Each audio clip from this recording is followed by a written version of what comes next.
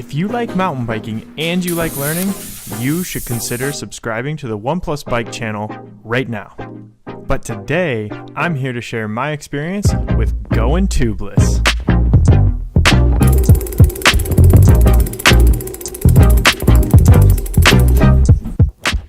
I'm just going to be honest here, guys. I really thought this was going to be a lot easier than it was. It takes a little bit of work to get the tire seated at the end, but the first couple steps are actually pretty simple. Obviously, the first thing you want to do is remove your old tire and tube. Keep the tube just in case you need to use it on the trail. I wasn't sure what to do with mine because they had a bunch of patch kits all over them, so I tossed them.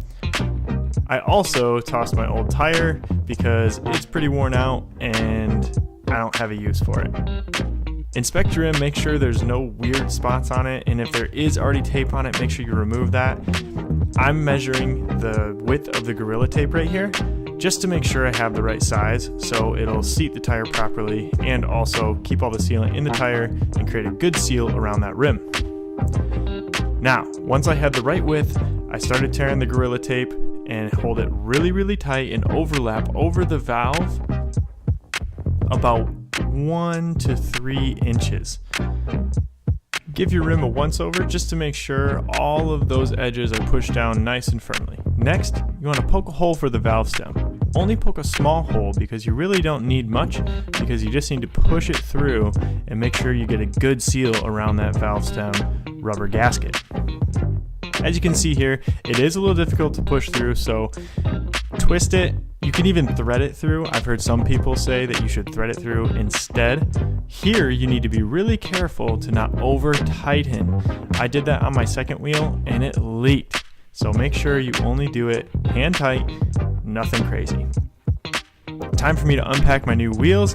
I'm using the Bontrager Team Issue XR3. I'm using this because I already had one new one, this one right here, and I only had to buy one in order to run them for this season. We'll see how they do.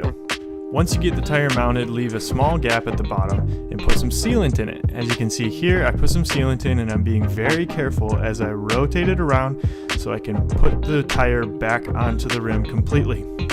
Now once you've done this, all you need to do is seat it. Or so you think. Here, I failed a lot. Time and time again, I was not able to seat the tire until I finally got the tire seated. Move that sealant around inside the tire, shake it, spin it, clean it, and there you go.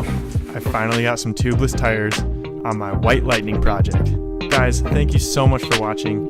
Please like, comment, and subscribe to the OnePlus Bike Journey.